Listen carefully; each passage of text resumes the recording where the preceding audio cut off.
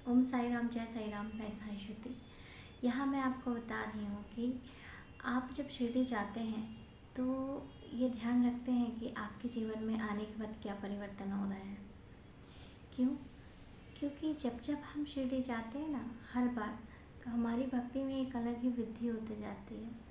जब हम पहली बार जाते हैं तो उस समय हमारा कोई अनुभव नहीं रहता है, कोई एक्सपीरियंस नहीं रहता है, बस एक बाबा का बुलावा रहता है और हम उनकी ओर खींचे चले जाते हैं। एक अलग ही आकर्षण होता है और हमें शिरडी जाने का सौभाग्य प्राप्त होता है। और ये सौभाग्य हमारे इस जन्म या पूर्व जन्मों के कर्मों के आधार पर होता है, खासकर पूर्व जन्मों के। क्योंकि क्या होता है कि हम जब भी किसी संत महात्मा से मिलते हैं, ज़रूरी नहीं कि शिरडी साईं बाबा, चाहे हम और भी कई संत महात्मा रहे हैं या उनकी समाधि के दर्शन करते हैं या कहीं उनसे मिलने जाते हैं या मुलाकात होती है, तो ये सब जो है हमारे पूर्व जन्मों के कर्मों का फल होता है। तो यहाँ पे मैं क्योंकि शिरडी साईं बाबा की बात कर रही हूँ, तो यहाँ जब जब हम शिरडी जाएंगे, आप इस चीज़ का अनुभव कीजिएगा। अगर आपने अनुभव नहीं किया है तो जब आप पहली बार शिरडी जाते हैं ना, तो एक आकर्षण रहता है, बाबा कौन है, क्या है, यह जानने के लिए एक अलग ही मन में एक उत्सुकता रहती है। शिरडी कैसा होगा, बाबा के तक कैसे पहुँचेंगे, ये सबके मन में रहता है। क्योंकि एक छोटा सा मिरेकल बाबा पहले ही कर देते हैं उस भक्त के साथ। ऐसा कोई भक्त नहीं है जिसके साथ बाबा चमत्कार ना करें, क्योंकि चमत्कार के माध्यम से ही सारे साईं भक्त जो हैं वो बाबा तक पहुंचते हैं। इस चीज़ को शायद कभी कोई फील किया हो ना किया हो, लेकिन अब जब भी आप शिरडी, अभी तक आपने ये महसूस नहीं किया है, तब आप जब भी शिरडी जाएंगे इस चीज़ को ध्यान से महसूस कीजिएगा।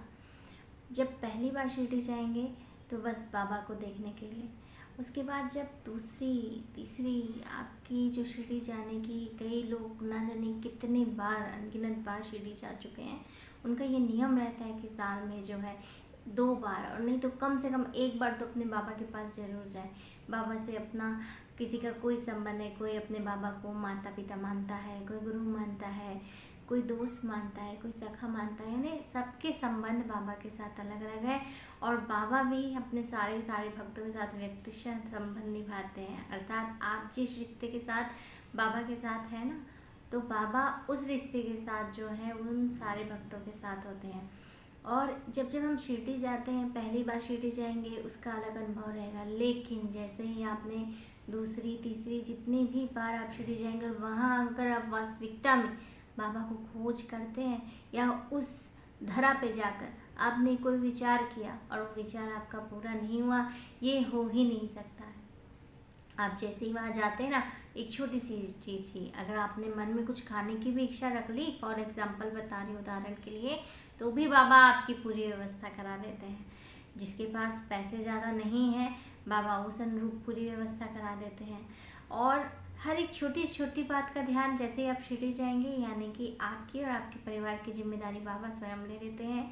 क्योंकि हम जब जाते हैं ना बाबा से मिलने, तो जितनी खुशी हमारे मन में होती है उससे कहीं ज़्यादा खुशी बाबा के मन में होती है। ये मेरा भक्त आ रहा है, ये मेरे भक्त का परिवार आ रहा है, ये मेरा बच्चा आ रहा है और ये मेरे बच्चे का बच्चा आ रहा है। ये सारी सोच जो होती है, हम वहाँ पे खड़े ज़रूर रहते हैं। और वहाँ जब हम लाइन पे खड़े थे, कई बार हुआ है कि मैं हमेशा सत्येंद्र जी को भी बताती हूँ और भी सारे भक्तों को भी बताती हूँ कि होता क्या है कि हम जब लाइन पे खड़े होते हैं ना, तो हम किसी से धक्का देते हैं, किसी को ज़्यादा जल्दी जाना रहता है, किसी को, यानी कई लोग ऐसे भी रहे हैं वहाँ पे कि झूठ बोल के आगे चले जाते हैं। पर वे शायद ये नहीं जानते कि उस लाइन पे लगे रहो, आपने शिरडी की पुण्य भूमि पर कदम रखा, यानी बाबा आपके साथ हैं। और ख़ासकर जो मंदिर के आसपास का जो प्रांगण है और वहाँ पे जो लाइन लगती है ना जाने की, तो वहाँ पे क्या होता है कि बाबा खुद जो है वो सारे बच्चों के अगल बगल से वो निकल जाते हैं, वो देखते हुए निकलते हैं। और हम बच्चों को तो ये पता ही नहीं चलता है कि बाबा ही हमारे आसपास जा रहे हैं, किसी न किसी रूप पे या अदृश्य रूप पे वो सारे बच्चों पर ध्यान देते हैं। और सारे बच्चों की एक्टिविटी पे भी, एक्टिविटी मतलब क्रियाविधि पे भी कर क्या रहा है, ये वहाँ पे बैठ के उस लाइन पे मेरा नाम जप कर रहा है, किसी की बुराई कर रहा है, लोगों को ढकेल रहा है, लोगों से आगे बढ़ना चाह रहा है। तो ये सारी की सारी जो गतिविधियाँ हैं वो बाबा स्वयं देखते रहते हैं। और हमको क्या लगता है, अरे अभी हम तो बाहर हैं, अभी तो हम बाबा तक पहुँचे नहीं हैं, जब हम बाबा के मंदिर में जाएंगे, मतलब कि हम जब समाधि मंदिर की सीढ़ी पे चढ़ेंगे तब बाबा से हमारी मुलाकात होगी। जबकि हम ये भूल जाते हैं कि हमारे बाबा तो सर्व अंतर्यामी हैं। इसलिए हम जैसे ही शिरडी जाते हैं, और शिरडी ऐसे देखो उनका पावर इतना है, उनकी शक्ति इतनी है कि वो शिरडी से कहीं बाहर तक हमेशा हर जगह महसूस करते हैं। लेकिन जहाँ शिरडी पहुँचे ना, तो वहाँ पर तो वो महाशक्तिशाली है, क्योंकि शिरडी पे ही वो बच्चों को बुलाते हैं। बच्चों को बुलाते हैं क्योंकि बच्चों की का वो भला करना चाहते हैं और बच्चों से मिलना चाहते हैं।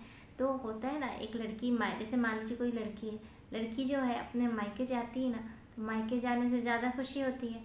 ससुराल में भी खुशी होती है लड़की को, लेकिन मायके जाने से तो और ज़्यादा खुशी होती है। तो वैसा ही हर लड़की का बोल सकते हैं कि मायका होता है शिरडी। जो भी स्त्री जो है बाबा को चाहे जिस भी रूप में स्वीकार करें, लेकिन वो जो मायके जाने की जो खुशी होती है ना ससुराल से, वो ही खुशी जो है लोगों को शिरडी जाने की होती है। तो वो सारी जो चीज़ें, ये मैं अपनी भावना बता रही हूँ, क्योंकि मैं जो है लड़की हूँ और मुझे हमेशा जब मैं बाबा के पास जाती हूँ ना, तो मुझे लगता है कि नहीं, मैं अपने मायके पहुँच गई। और कभी कभार ऐसा होता है कि जी लाइफ में कभी बहुत तकलीफ़ आती है, मान लो वैसे तो उनकी कृपा से कभी तकलीफ़ आती नहीं है, लेकिन बीच में क्या हुआ था कि कोरोना काल के समय जब सब बहुत परेशान हो गए थे, तो मैं भी परेशान हुई थी। तो मुझे जब बाबा का मंदिर आता था तो ऐसा लगता था कि बाबा सामने आ जाए और मैं उनसे लिपट जाऊं और मैं उनसे रोने लग जाऊं।